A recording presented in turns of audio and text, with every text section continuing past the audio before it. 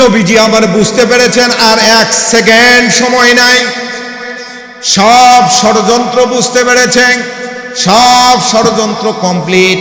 পয়গম্বর আলাইহিস সালাতু ওয়াস সালামকে মারার সমস্ত ষড়যন্ত্র কমপ্লিট।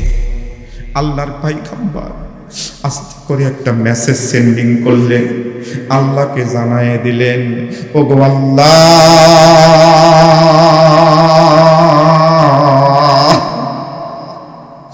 ওরা তো কেড়ে নিতে চাই আমার দেহ থেকে কাল্লা, আমি তো পারবো না ওদের সঙ্গে দিতে পাল্লা। আল্লাহ রাব্বুল আলামিন জিবরাইলকে ডাক দিয়ে বললেন, জিবরাইল, 1 মুহূর্ত দেরি করিস না রে, 1 সেকেন্ড সময় নাই। আল্লাহর পয়গম্বরের সামনে জিবরাইল উপস্থিত।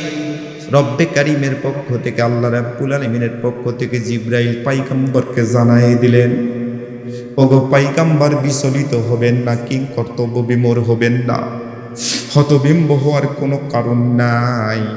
আমি আল্লাহ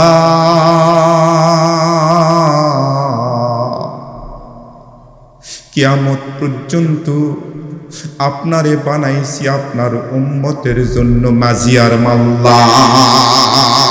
আল্লাহু আকবার বলে।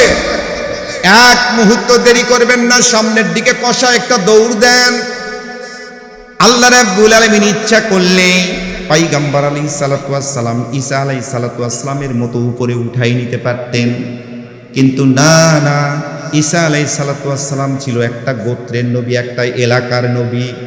কিন্তু আমাদের নবী শুধুমাত্র গোত্রের নবী নয়, এলাকার নবী নয়, আমাদের নবী হলো রহমাতাল লিল আলামিন, সমস্ত মাখলুকাতের নবী, সমস্ত মাখলুকাতের জন্য রহমত স্বরূপ।